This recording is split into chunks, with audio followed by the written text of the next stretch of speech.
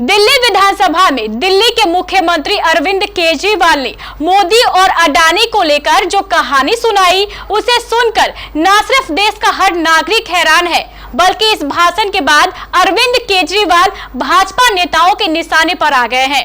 श्री केजरीवाल ने कहा कि गौतम अडानी तो सिर्फ मैनेजर है, अडानी ग्रुप के असली मालिक तो नरेंद्र मोदी खुद है। इसको लेकर श्री केजरीवाल ने कई ऐसे उदाहरण दिए जिसे सुनकर आज देश का हर नागरिक परेशान और चिंतित है। आप भी सुनिए श्री केजरीवाल ने मोदी और अडानी को लेकर क्या क्या आरोप लगाए। तो अध्यक्ष महोदय, ये एक पढ़ी लिखी सरकार का नतीजा है। अभी मैं जब आ रहा था, एक व्हाट्सएप पे आया कि इसके ये सारी काम इसलिए हो पा रहे हैं क्योंकि एक पढ़ी लिखी सरकार है, हम सब पढ़े लिखे लोग हैं, और एक अनपढ़ सरकार है। उसका क्या नारा है? घर घर नाली, घर घर गैस, जिसकी लाठी उसकी भैंस।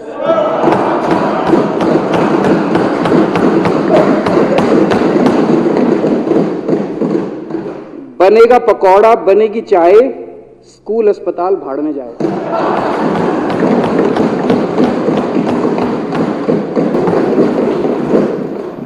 आदरणीय अध्यक्ष महोदय,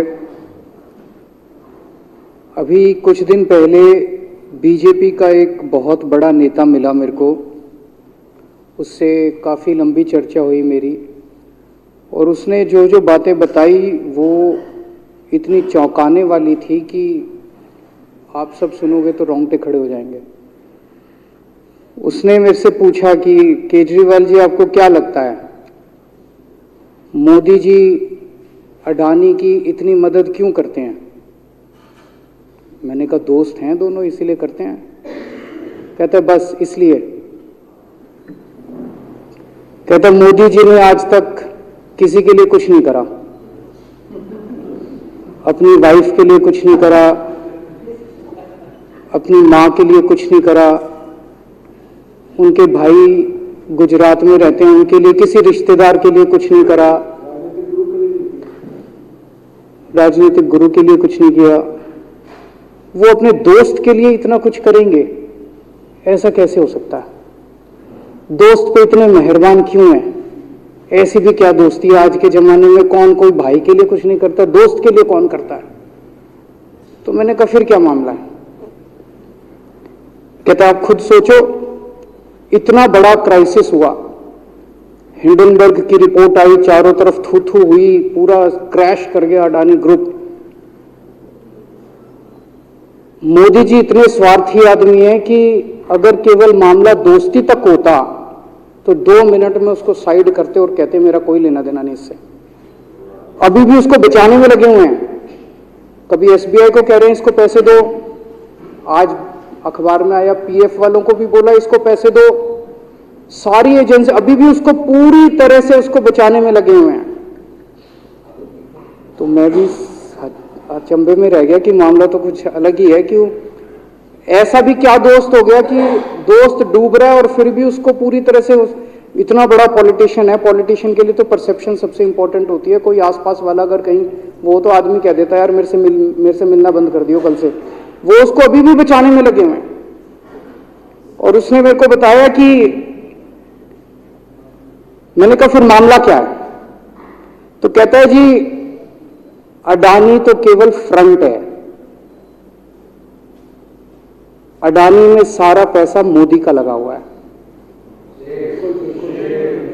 मैंने कहा ये कैसे हो सकता है? ये नहीं हो सकता। कहते हैं अडानी के अंदर सारा पैसा मोदी जी का लगा हुआ है, अडानी केवल फ्रंट है, अडानी तो केवल मोदी जी का पैसा मैनेज करता है, मैनेजर है। उसको 10%, 15%, 20% इतनी कमीशन मिलती है, बाकी सारा का सारा पैसा मोदी जी का लगा हुआ है। अगर कल को जांच हो गई, जेपीसी बैठ गई, ईडी की जांच हो गई, सीबीआई की जांच हो गई, तो अडानी नहीं डूबेगा, मोदी जी डूबेंगे। जिस दिन अडानी डूबा उस दिन मोदी जी डूबेंगे। मैंने कहा यार उनको पैसे की क्या जरूरत है? प्रधानमंत्री जी को, मोदी जी को, उनके ना आगे कोई ना पीछे कोई, उनको क्या पैसे की जरूरत है? तो कहता है सर पैसे की हवस होती है। लत होती है। कहता है इतने दुनिया में इतने बड़े बड़े अमीर आदमी हैं, उनको कोई अब और पैसे की थोड़ी जरूरत है, लगे पड़े हैं सारे, और पैसा और पैसा और पैसा। बोला हवस होती है। बोला जिस दिन अडानी दुनिया का सेकंड रिचेस्ट मैन बना था, अडानी दुनिया का सेकंड रिचेस्ट मैन नहीं बना था, मोदी जी दुनिया के सेकंड रिचेस्ट मैन बने थे। और अब मोदी जी का ख्वाब है, उनका सपना है कि वो दुनिया के रिचेस्ट मैन बनना चाहते हैं। प्रधानमंत्री तो बन गए, वो दुनिया के रिचेस्ट मैन बनना चाहते हैं। फिर उसने मेरे को एक एक करके, मैं बड़ा धीरे धीरे उसकी बातों पे, पहले तो मैं एकदम शॉक हो गया, ये कह क्या रहा है कि अडानी के अंदर सारा पैसा मोदी जी का लगा है। फिर मैं धीरे धीरे उसने एक एक करके बातें खोल के समझानी चालू की। कहता है मोदी जी श्रीलंका गए, श्रीलंका के राष्ट्रपति राजापाक्सा हैं। राजापाक्सा को मोदी जी ने जबरदस्ती करके वहां का विंड प्रोजेक्ट अडानी को दिलाया। क्यों दिलाया? मैं आप लोगों से पूछना चाहता हूं, आप में से कोई विदेश जाएगा तो वहां की किसी एजेंसी को जबरदस्ती करके अपने भाई को, रिश्तेदार को ठेका दिला के आओगे क्या? ऐसे कोई करता है क्या? मोदी जी ने जबरदस्ती राजापाक्सा के ऊपर प्रेशर डाल के वहां का विंड प्रोजेक्ट अडानी को दिलाया। अडानी को नहीं दिलाया, खुद लिया वो प्रोजेक्ट। वो मोदी जी का प्रोजेक्ट है, वो अडानी का प्रोजेक्ट नहीं है। और ये बात कैसे निकली? वहां का जो बिजली बोर्ड है श्रीलंका का, जैसे अपने यहाँ स्टैंडिंग कमेटी है असेंबली की, पार्लियामेंट की स्टैंडिंग कमेटी है, वैसे उनकी भी पार्लियामेंट की स्टैंडिंग कमेटी होती है।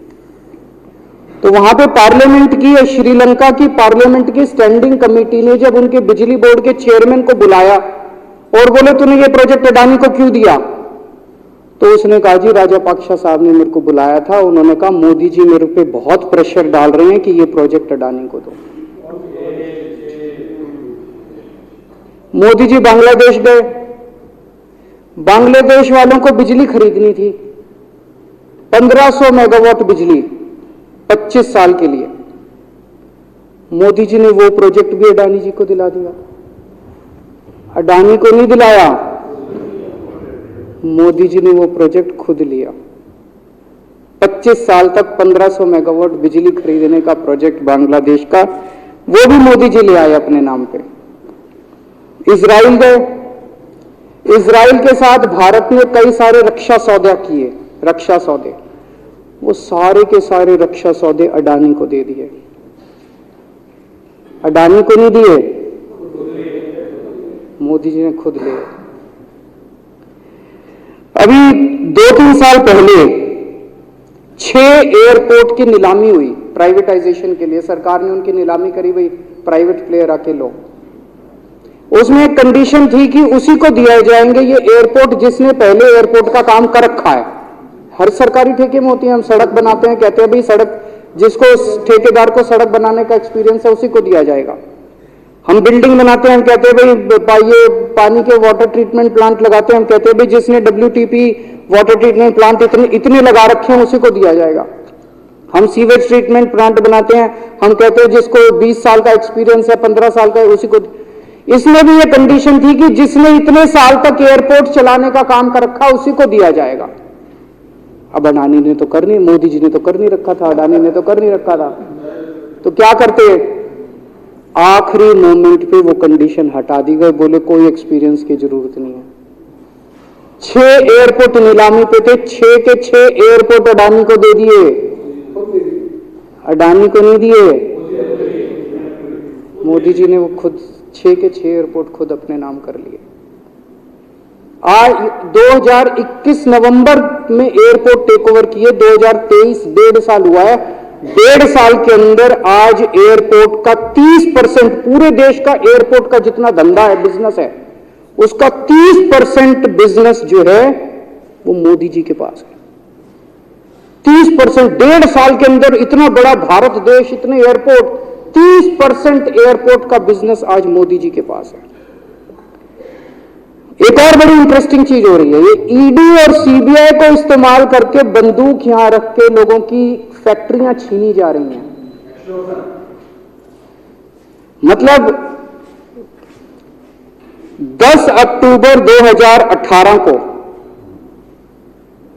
10 अक्टूबर 2018 को कृष्णापट्टनम पोर्ट के ऊपर इनकम टैक्स की रेड हुई और 6 अप्रैल 2020 को 1.5 साल बाद वो पूरा एयरपोर्ट अडानी ने खरीद लिया। उसके यहां बंदूक रख के उसको कहा या तो दे दे और या जेल। तो वो अडानी ने नहीं खरीदा, वो मोदी जी के पास चला गया कृष्णापट्टनम एयरपोर्ट। 10 दिसंबर 2020 को एसीसी और अंबुजा सीमेंट पे रेड हुई और 2 साल बाद 16 अक्टूबर 2022 को दोनों सीमेंट प्लांट मोदी जी के पास चले गए। 2020 जुलाई को मुंबई एयरपोर्ट का मालिक था जीवीके, उसके ऊपर सीबीआई और ईडी की रेड हुई, एफआईआर हुई और 1 महीने बाद मुंबई एयरपोर्ट जो है वो मोदी जी के पास चला गया, अडानी के पास चला गया। तो ईडी और सीबीआई पे रेड कराते हैं, उसको धमकाते हैं फैक्ट्री वाले को, कंपनी वाले को कि या तो जेल जा और या तेरी फैक्ट्री हमको दे दे। ये इधर तो सुनते थे हरियाणा की तरफ ये तुच्छी, इधर इसकी फैक्ट्री भी छीन ली, पंजाब में भी सुनते थे इसकी भी फैक्ट्री छीन ली, इसकी। पूरे देश के अंदर ये इतनी गुंडागर्दी मची पड़ी है कि ईडी की रेड करा देते हैं, सीबीआई की रेड करा देते हैं, यहां बंदूक रखते और कहते हैं या तो फैक्ट्री दे दे और या जेल जा। ये क्या चल क्या रहा है इस देश के अंदर? इन्होंने अभी थोड़े दिन पहले ऑर्डर निकाला कि सारे जितने पावर प्लांट हैं, जितनी राज्य सरकारें हैं, पंजाब सरकार की, हमारी जो सरकार है उनके पास भी ऑर्डर आया, सारी सरकारों को जितना उनका कोयले की रिक्वायरमेंट है उसमें से 10% कोयला इंपोर्टेड इस्तेमाल करना पड़ेगा। और इंपोर्ट केवल मोदी जी करते थे, अडानी करता था। तो इसका मतलब आपको 10% अपना कोयला कंपल्सरी, जरूरत नहीं है आपको कोयले की, लेकिन 10% कोयला आपको अडानी से खरीदना पड़ेगा। हमारे देश का कोयला 2000 रुपए टन है, इंपोर्टेड कोयला 20,000 रुपए टन है। 10 गुना दाम के ऊपर आपको अडानी से यानी कि मोदी जी से कोयला खरीदना पड़ेगा। इन्होंने सुप्रीम कोर्ट का एक और, जब कोयला घोटाला हुआ था अपने देश के अंदर, तो सुप्रीम कोर्ट ने आदेश दिया था कि अब कोयले की खदानें किसी भी प्राइवेट वाले को नहीं दी जाएंगी, सारी खदानें सरकारें। तो इन्होंने कुछ खदानें राजस्थान सरकार को दे दी, कुछ खदानें छत्तीसगढ़ सरकार को, कुछ खदानें पंजाब सरकार को, सरकारों में बांट दी। बाकी पूरे देश में केवल राज्य सरकारों के पास खदानें हैं। केवल अडानी के केस में उन्होंने एक्सेप्शन करके अडानी को कोयले की खदानें दे दी और उसमें भी ऑर्डर कर दिया कि 4000 कैलोरी से कम वाला कोयला जो है उसको रिजेक्टेड माल माना जाएगा, जबकि वो सबसे अच्छा कोयला माना जाता है और वो रिजेक्टेड माल इसको फ्री में मिलता है। तो कम से कम 2800 करोड़ रुपए का कोयला हर साल फ्री में मोदी जी ले जाते हैं। 2800 करोड़ रुपए का कोयला हमारी खदानों से हर साल मोदी जी निकाल के ले जाते हैं। 2014 में, अभी जो अतिशी जी ने कहा, 2014 में अडानी जी की यानी कि मोदी जी की जायदाद 50,000 करोड़ की थी। 7 साल बाद इनकी जायदाद हो गई 11.5 लाख करोड़। मोदी जी इतना पैसा लेके कहां जाओगे? 11.5 लाख करोड़ रुपए की जायदाद, 7 साल में इतना लूट लिया अपने देश को। 2014 में 609 नंबर पे थे, अब ये सेकंड रिचेस्ट बन गए, अब रिचेस्ट बनना चाहते हैं ये तो। लेकिन कुदरत है, कुदरत तो बड़ी ताकतवर है। किसने सोचा था एक दिन हिंडनबर्ग रिपोर्ट आएगी और 24 घंटे के अंदर सारा तहस नहस हो जाएगा। 1947 से लेके 2014 तक 67 साल में भारत देश ने, सारी सरकारें जितनी आई सबने मिलके 55 लाख करोड़ रुपए का कर्जा लिया था भारत सरकार ने। 2014 से 2022 7 साल के अंदर 85 लाख करोड़ रुपए का कर्जा ले लिया, दुगने से भी ज्यादा। जितना 67 साल में लिया था उतना 7 साल में ले लिया। ये पैसा गया कहां? ये पैसा गया कहां? ये सारा इनकी जेब में गया। तो मैं जनता को कहना चाहता हूं, आप तो जीएसटी देते हो, अपने बच्चों का पेट काट के टैक्स देते हो, दूध पे, दही पे, हर चीज पे जीएसटी देते हो। वो जीएसटी का पैसा जाता है जनता की उसमें खजाने में, वहां से वो जाता है अडानी के खजाने में और वहां से वो जाता है मोदी जी के खजाने में। दोनों हाथों से लूट मची हुई है, पूरे देश को लूट रहे हैं प्रधानमंत्री जी, मोदी जी पूरे दोनों हाथों से लूट रहे हैं। कोयला लूट रहे हैं, एयरपोर्ट लूट रहे हैं, सड़कें लूट रहे हैं, बिजली लूट रहे हैं, पानी लूट रहे हैं, कुछ नहीं छोड़ा, सब कुछ लूट रहे हैं। जितना कांग्रेस ने 75 साल में नहीं लूटा, उससे 10 गुना इन्होंने 7 साल के अंदर, 8 साल के अंदर लूट लिया देश को। अडानी का क्या रोल है इसमें? मोदी जी कम पढ़े लिखे हैं, उनको समझ नहीं है कि करना क्या है। अडानी आके बताता है पैसा यहां लगा लो, इस देश में चलते हैं, वहां की ये कंपनी खरीद लेते हैं, ईडी को और सीबीआई को इसके पीछे लगा दो। वो सारा मैनेजमेंट करता है, दिमाग उसका, पैसा मोदी जी का। उसके बदले में उसको पता नहीं 10%, 15%, 20% कितनी कमीशन मिलती है, लेकिन दिमाग सारा अडानी का है। और मेरे को ज्यादा चिंता इस बात की है अध्यक्ष महोदय, प्रधानमंत्री जी कम पढ़े लिखे हैं, उनको कम समझ में आता है। लोग आके उनको कुछ ना कुछ कहीं भी जाते हैं या कोई विदेश से आता है, उसके जो भी विदेश से नेता आता है या कहीं जाते हैं तो 2 ही कंडीशन होती है।